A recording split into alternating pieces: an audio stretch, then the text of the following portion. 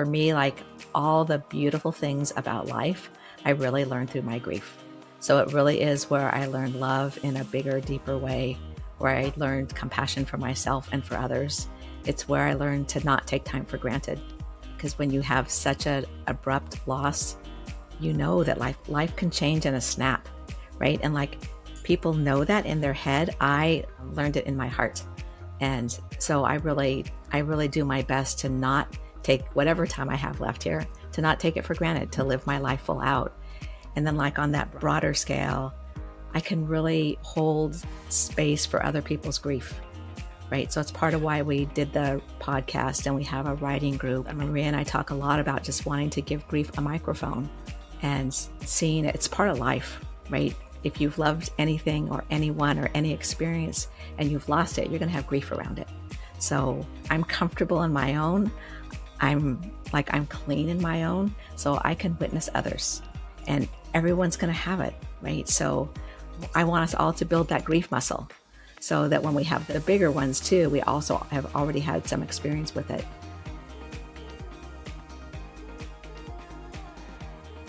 Welcome back, everyone, and thanks so much for joining us for this episode of She Lights the Way, where every week we celebrate the stories of incredible women.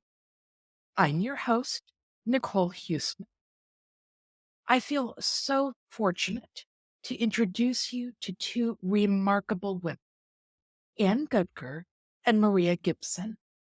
Anne and Maria have committed their lives to opening the door to the topic of grief. To say that I'm inspired by their strength and dedication would be an understatement. Anne lost her husband Kent in a car accident at the young age of 28 while pregnant with their first child. Years later, she has written her memoir, The Fifth Chamber. I met her as the book was making its debut. Her perspective on grief as a superpower is truly transformative. Maria, Anne's daughter, has grown up with grief as a constant presence in her life, with a unique and profound understanding of it. Their dedication to creating a platform to discuss grief through their podcast, reading group, and writing workshops is incredibly impactful. Their work not only honors their family's story, but also provides a safe space for others to share and heal. Today, we'll delve into their personal connections to grief, explore how they turn their pain into a powerful mission, and discuss the incredible work they're doing to support others. So let's begin.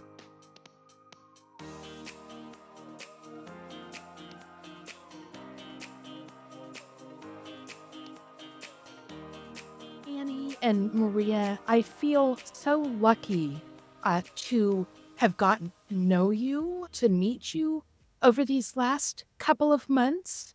I'd like to welcome you to She Lights the Way and to this conversation. And I'm looking forward to all of what we'll learn today. For our audience, Annie and Maria are focused on really opening the door to the topic of grief. And so one of the first questions that I'd like to ask the both of you from your different perspectives is, how did you come to this topic? Can you talk a little bit about your personal connection to the topic of grief? Absolutely. I mean, it's very natural for me. So my biggest grief story, I've had lots of other griefs too, but my biggest grief story was being widowed when I was 28 and pregnant with Maria's older brother.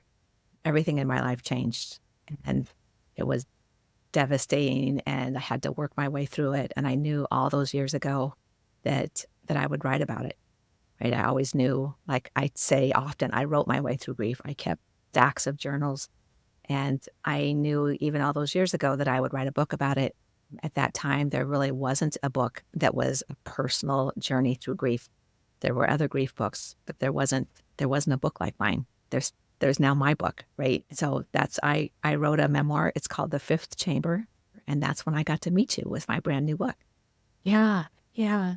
And how wonderful that we met sitting there with friends at Elephant's Deli in downtown Portland. Maria, how about you? Can you talk a little bit about the perspectives and how you're coming to this topic? Yeah, it's something that in our family we've talked about pretty much my entire life, obviously, because my mom was widowed before I was born. And it's in the childhood, young elementary school age, I'd say it's something that was talked a lot about grief and just keeping Kent alive and keeping him in our family. And then now as an adult too, it's never going to go away. So it's something that as my mom was writing her book, we just wanted to bring a bigger platform to a bigger world of talking about grief. I feel so blessed to have had this platform because I've heard so many other people's stories too and getting to learn through them. And then just personally in my own life, I've lost my grandparents, and in elementary school, my best friend's mom died of cancer. So there's been other grief stories through my life, but in making it our platform together, it's just something that as a family, we've always talked pretty openly about. So we wanted to bring that out into the rest of the world. Wonderful. I know it's one of those things that we all deal with, right? We're all going to confront at some point. Annie, you've described grief as your superpower. Can you talk a little bit about what this means? Yeah, thank you for asking. I get asked that a lot because I do say it, and I say it in my book and I say it in life. For me, like all the beautiful things about life, I really learned through my grief. So it really is where I learned love in a bigger, deeper way, where I learned compassion for myself and for others. It's where I learned to not take time for granted.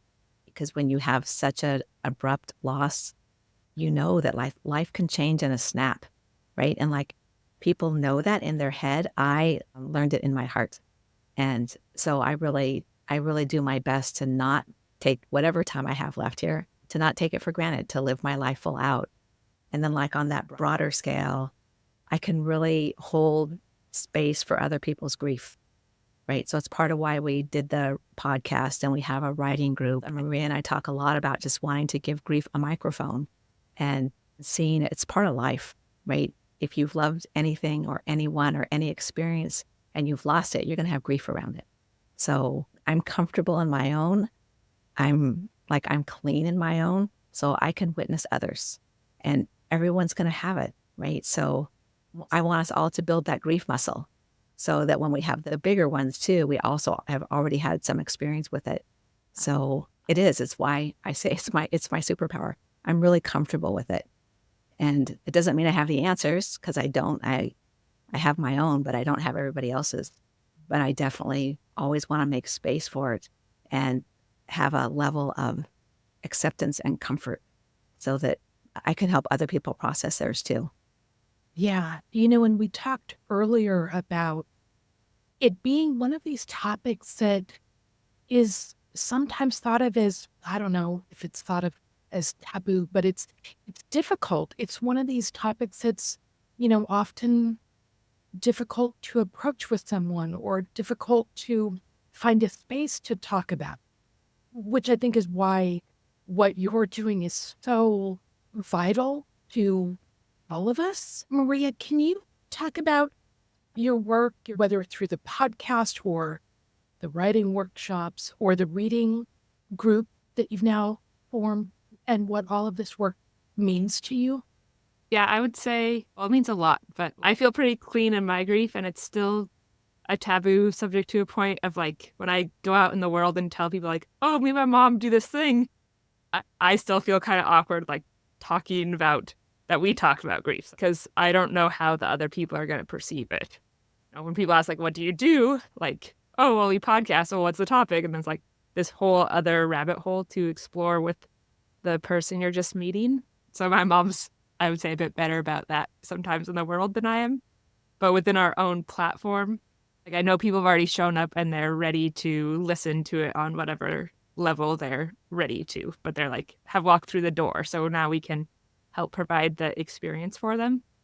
And I just have learned so much that even if they're not a story that I have personally lived or even personally seen, it's allowed me to feel so much more empathy for people. I'm only 32 right now, and I feel like I've gotten a lot more life experience through hearing other people's stories and getting to talk to older generations that are reflecting back on their 20s, 30s, 40s. I'm like, oh, I can learn from them before I even walk in those shoes. It's really a symptom of being human.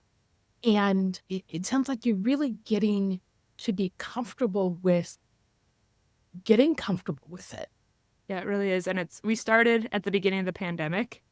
And I think as a society, we had that collective grief at that point, which I think we still do, but we're starting to move away from acknowledging it.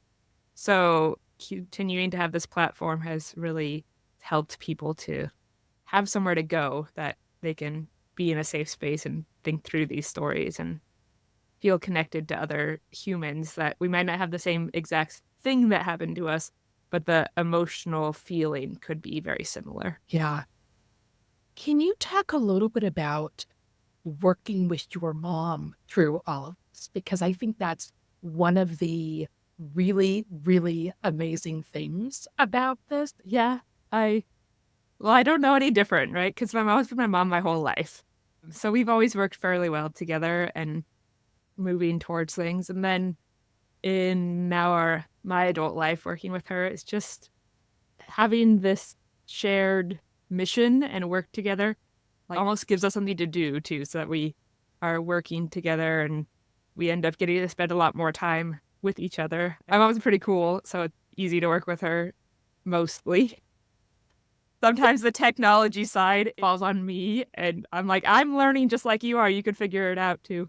But we both have our strengths and weaknesses, so getting to figure those out and work towards a pretty cool mission has been really fun. How do your combined strengths come together? That sounds like a really cool thing you've got there. I feel like we've just fallen into certain roles. So she ends up more on the communication side with people, and she knows a lot of her own network that is in the writing world and that kind of stuff. So she started out by getting a lot of our people in.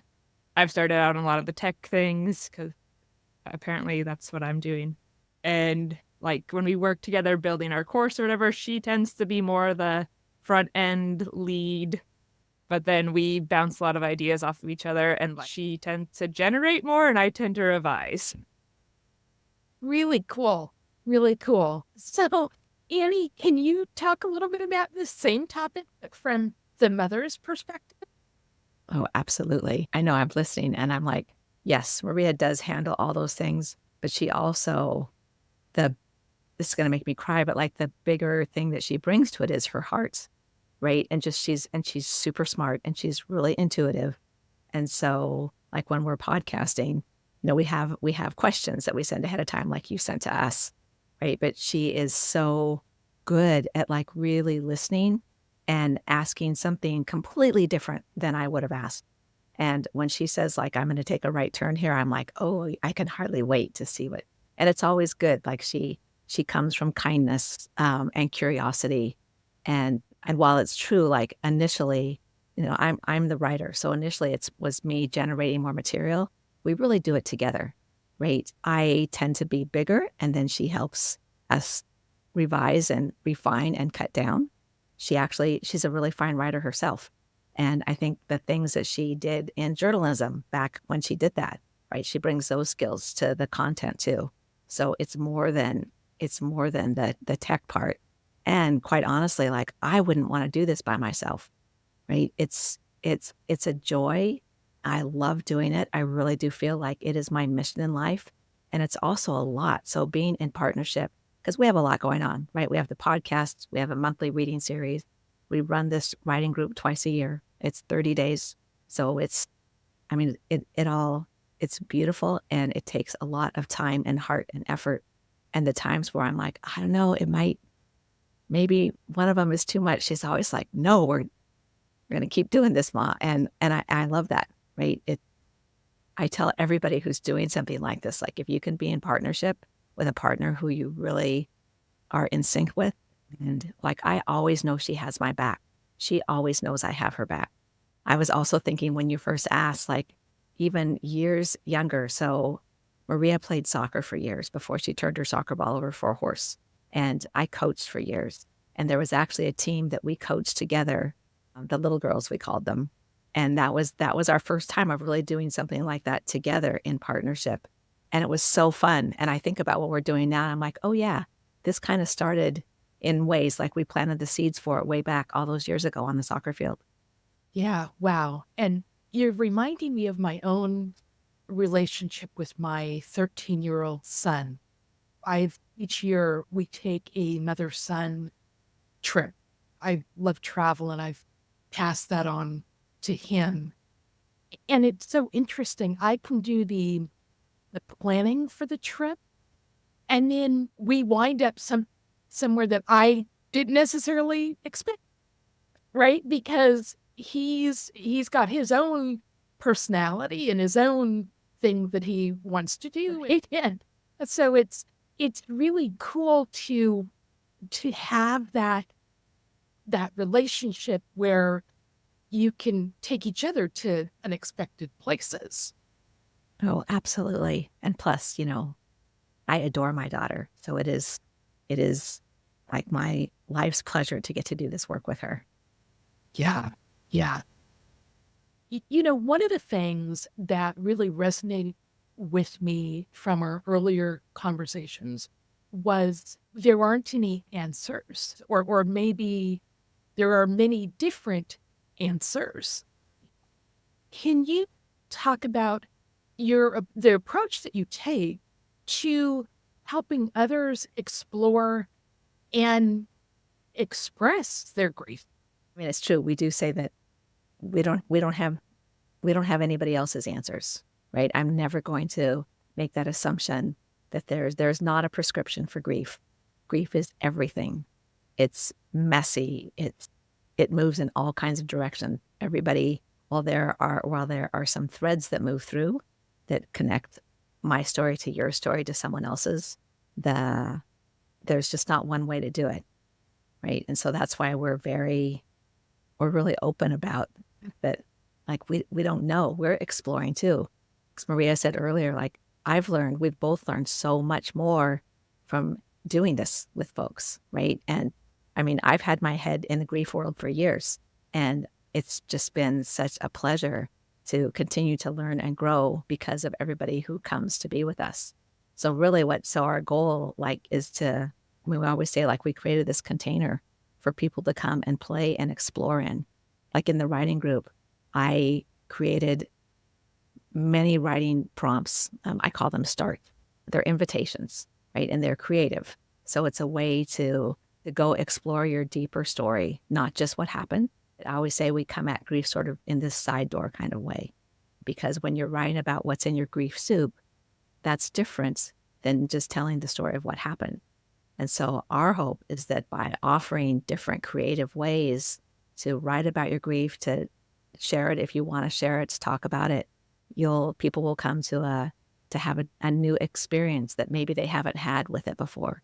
Because I believe so strongly that in grief, there's the possibility of transformation, right? So when we really work our way through it, like on the other side, there's this beauty. Like, as I said earlier, when you asked me, like, I don't know what my life would have been like had I not been widowed young. What I do know is I am just so privileged to have this beautiful life. And I attribute so much to the work that I've done and the way I've been continued to be open in the process and just kind of following my intuition and where that takes me. And it's taken me down some beautiful paths. Wow. And that really does, when you talk about grief being transformative, it's been through some of the most difficult times in my life that I've come out on the other side and been what I feel is so much wiser, or so, a changed person, or grief has changed me in all of these different ways. And I feel so much more self-aware and self-informed. And Maria, I know you were talking about earlier experiencing so many different stories through your work, people's stories through your work. Do you think there are any common threads tying the stories together? Are there any things that you've noticed as you've essentially been going through this journey with your mom? My biggest summarization that I learned, especially in the beginning, was how much grief is connected to love and how much it's connected to the expectation of the way you thought your life was going to go in one direction, whether it's through knowing people, what career you're going to be in, your health. So when there's that little bit of your expectations no longer the way you thought it was, but you still have that love and emotional attachment to it, that's when you can get some grief in there. But you don't just have grief because you didn't love it, like it, and then it changed. You like wanted that thing so much. So in pretty much every story we've heard, whether it's suicide, overdose, your dog dying, you're getting cancer, war, we've heard many different topics, but they all kind of have that thread through them. Yeah. Annie, how about you?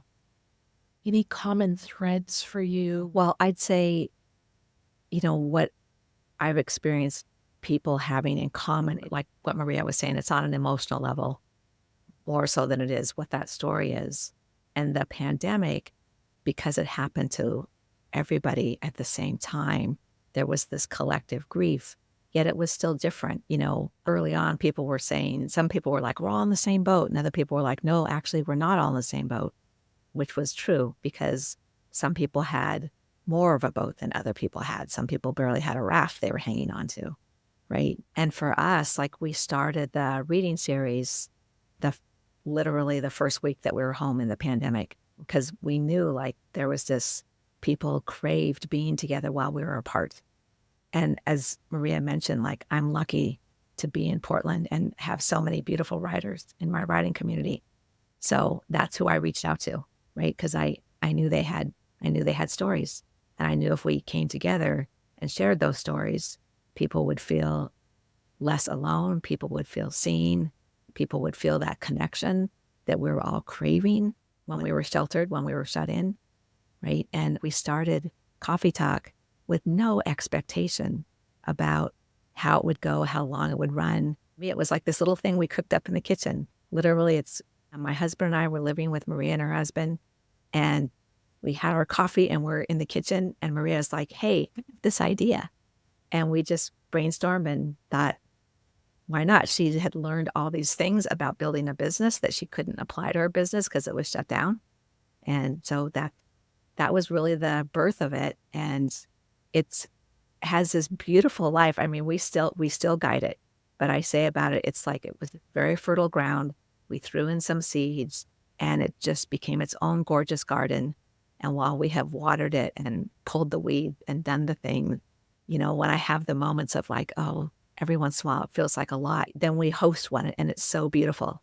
And the people read beautiful pieces, and the people who come to listen are always so touched and moved. And we have a private Facebook page, and so they'll go on there and comment. And I really see that we're filling a need that's necessary. And for 1 hour out of the month, people can come hear things that they don't get talked about maybe for the rest of their month. So I am so appreciative of the following that we have and the way it continues to grow.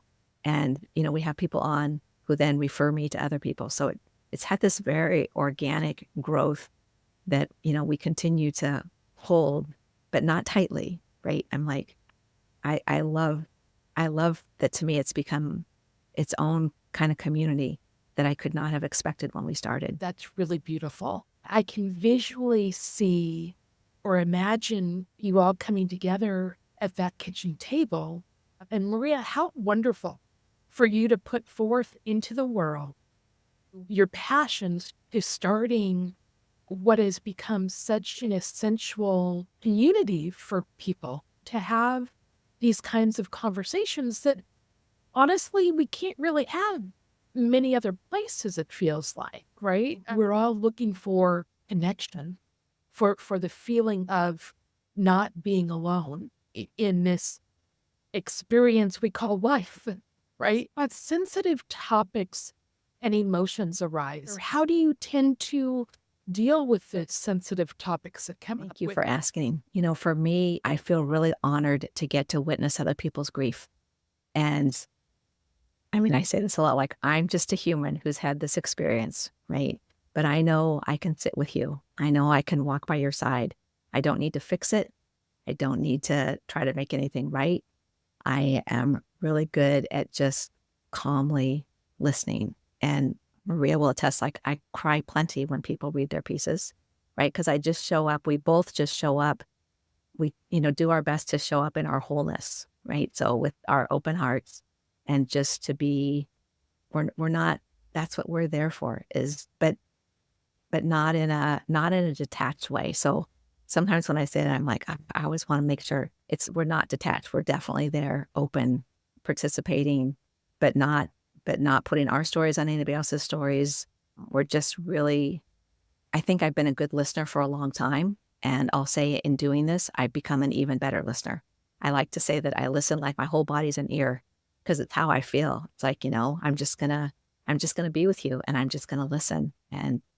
And like crying can be such a beautiful thing, right? Crying is cleansing and purifying, and I'm a crier. And then I know, I am too. yeah, see, and then I also know that because I am, it also other people are more comfortable crying.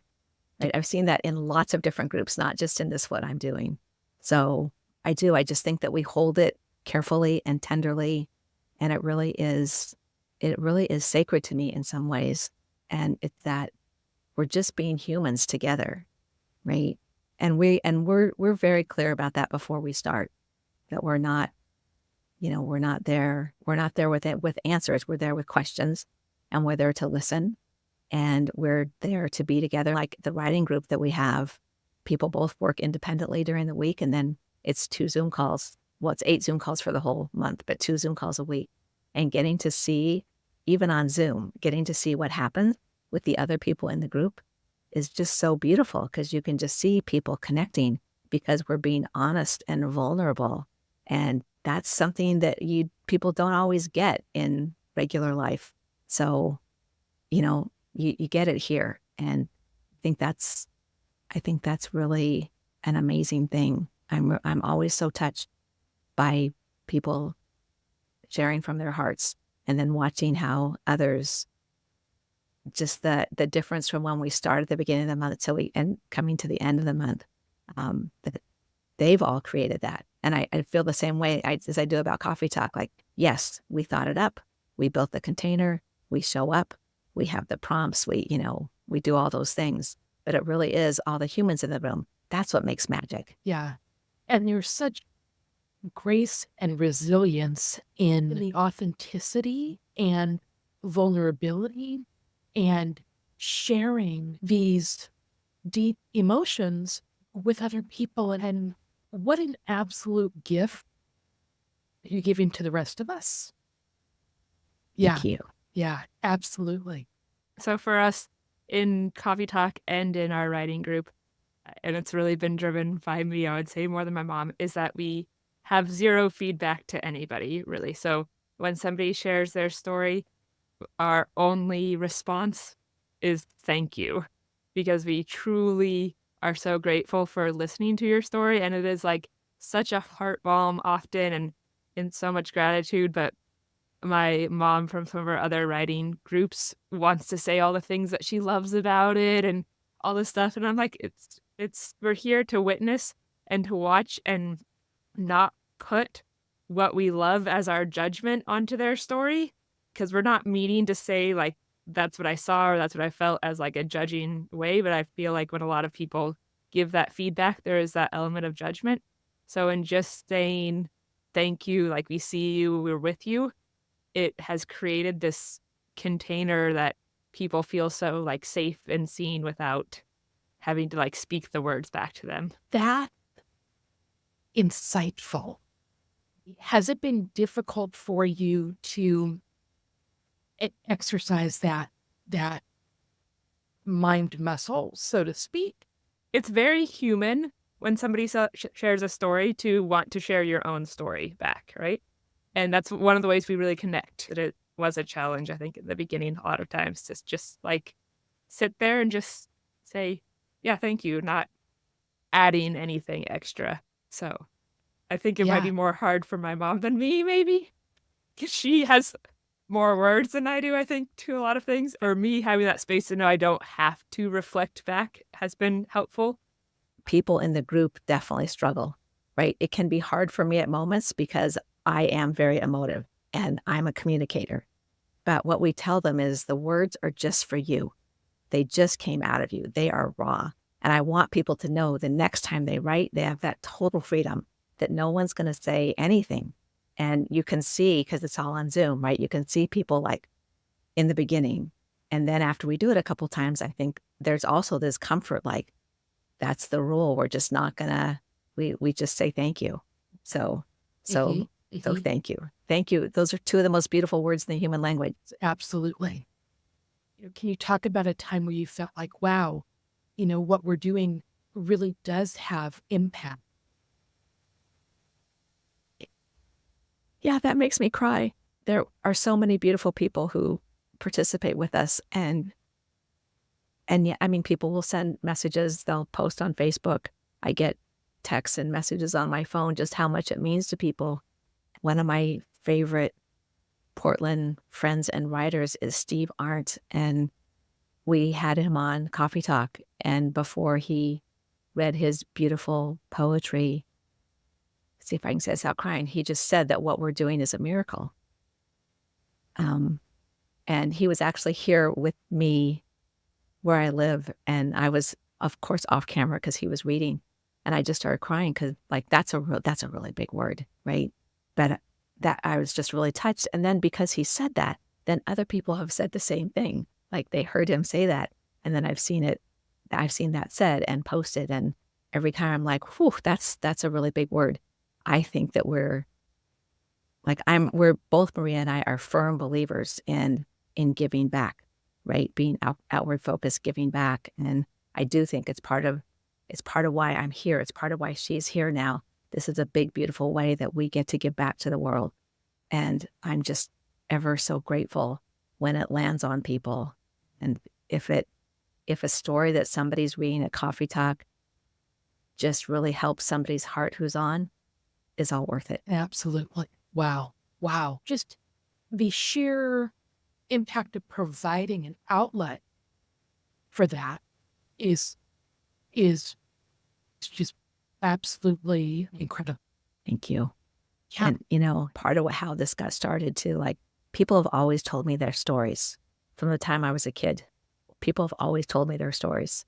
And sometimes I think, I'm sure I have this invisible sign, like, tell me what's happened. This morning on my walk, I met this fabulous gentleman with his beautiful dog. And I stopped to say hi and pat his dog.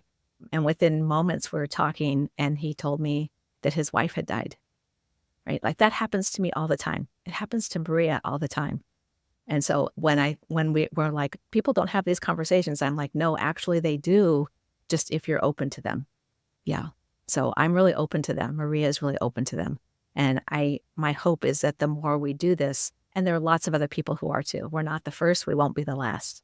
But the more we have those conversations, the more we can normalize grief. It makes it way easier. And then so when the stranger walking his dog tells you that his wife recently died, you can open a space instead of being like about it, right? I was just like, oh. And then we had a chuckle because his name is David, which is my father's name. And I told him that I'm Annie, and he told me his last dog's name was Annie. So it was this beautiful moment. I was just like, oh, thank you. I was meant to be out there at the time I was out there today and meet David. And I'm Greek. His dog, who I stopped to say hi to along with him, his dog's name is Helen of Troy. So Wow. I'm like, this is kismet, right? Right. It's beautiful. I've had similar experience where when you're open to having the difficult conversations and you're comfortable in either the emotion or even in the silences, and you can just sit with people you open yourself up to so much more of life and connection with other people. So much of this has been organic and beautifully so. How do you envision the evolution of your work as you look forward? I actually haven't said this to Maria, so I'll say it to you too. I really want us to do a TEDx talk. I want us to keep growing like we're growing and have bigger platforms. And then the other day I was like, oh yeah, I want us to do a TEDx talk. One other idea that we've talked about, like once we've interviewed 2 people now on our podcast who've basically said like, in school we don't learn about grief. They're actually either social workers or psychologists and have the clinical background, but that somehow also creating a program that we can bring to kids. Like the kids that are coming up through school did live in the pandemic as littles, and they're going to get to middle school, high school, and need these tools. Like, I think we all needed them, but there's going to be like a need. I would love that. Let's do that. As you talked about that, Maria, I just thought, oh, yeah, my son. And I'm sure many other children going through the pandemic and the mental health of our children really being impacted. I think that would be such an impactful thing to do. So as we close today, I would love to hear from each of you what She Lights the Way means to you. I was really thinking about that this morning while I was on my walk. And I love that you're doing what you're doing. I think it's just so important that we continue to have female voices, strong female voices, who are shining light for themselves and for the world. And I love your name, right? Because it's a beautiful name. And while all humans, I hope, are lighting the path and lighting up their lives and lighting up the world, I think it's especially important that we look at strong female people who are making a difference in the world in small ways and in big ways, and that we give voice to that, like you're giving voice to it. So thank you so much for what you're doing. It's so important and it's so beautiful. And I look forward to listening to other of your episodes as you continue to grow this platform and to continue to learn. Like, I am a lifelong learner, and I am most inclined to learn from women who are really making a difference. So thank you for doing what you're doing. Annie, thank you. That's beautiful. Thank you very much. Thank you. And Maria, from your perspective, what does She Lights the Way mean to you? I always envisioned that one little light can like light up such a bigger room. So getting to the female-led change in society and bringing a female light forward, that it's culturally shifting the way we are, and so important to, I think, have a woman bringing the way forward. Thank you for being on the program. It has meant the world to me. Oh my gosh, thank you so much for having us and for your lovely questions and for your big, beautiful heart. Maria, thank you so much for being on the program. Yes, thank you so much for having us. And even in having these conversations, I'm continuing to learn more. So thank you so much for your program here. Thanks for joining us for this heartfelt discussion with Anne and Maria. Their courage in addressing grief and their dedication to helping others navigate their own journeys is truly remarkable.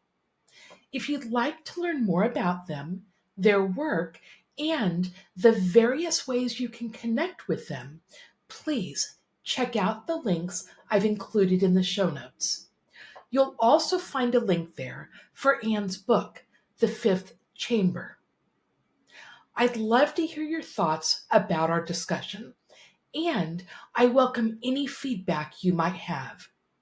You can reach out to me at nicole@shelightstheway.com or connect with our community on any of the social media handles for the project. Thanks again for listening, and remember, every journey through grief is unique, but you don't have to walk it alone. Until next time, take care and keep shining your light.